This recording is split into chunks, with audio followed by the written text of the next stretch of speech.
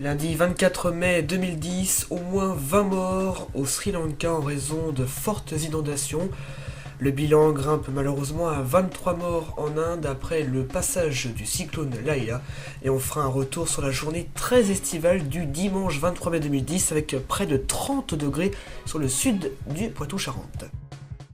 Le ministre de la Gestion des catastrophes naturelles du Sri Lanka a déclaré ce week-end que plus de 120 000 familles ont été affectées et 20 personnes ont trouvé la mort à cause des inondations dévastatrices provoquées par des pluies torrentielles incessantes, liées en partie au cyclone Laila qui s'abat sur l'Inde et à la mousson depuis près de 7 jours sur le pays.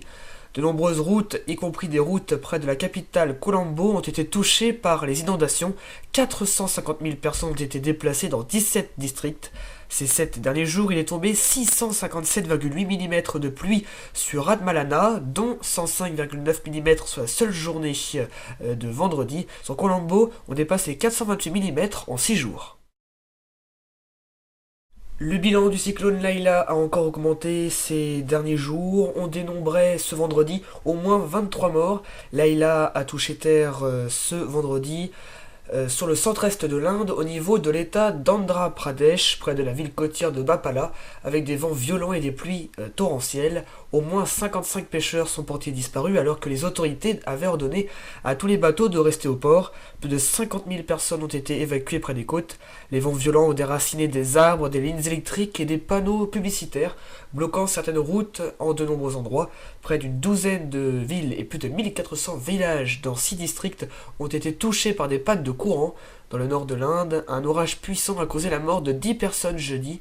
6 sont morts lorsque leur maison s'est effondrée près de la ville d'Allahabad, dans l'Uttar Pradesh, selon les autorités.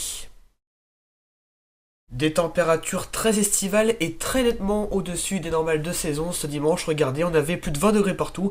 20 à Brest et à Cherbourg, 23 à Caen, 25 à Pontivy, 27 degrés à Chartres et Tours, 28 à Angers et à Nantes, 29 à Niort et une maximale de 30 degrés à Angoulême. Les températures vont bien baisser durant la semaine avec le retour des orages et des pluies. C'est la fin de ce journal, merci à vous de l'avoir suivi. On se retrouve bien sûr, comme vous en avez l'habitude, en milieu de semaine, mercredi 26 mai 2010. Très bon début de semaine à tous.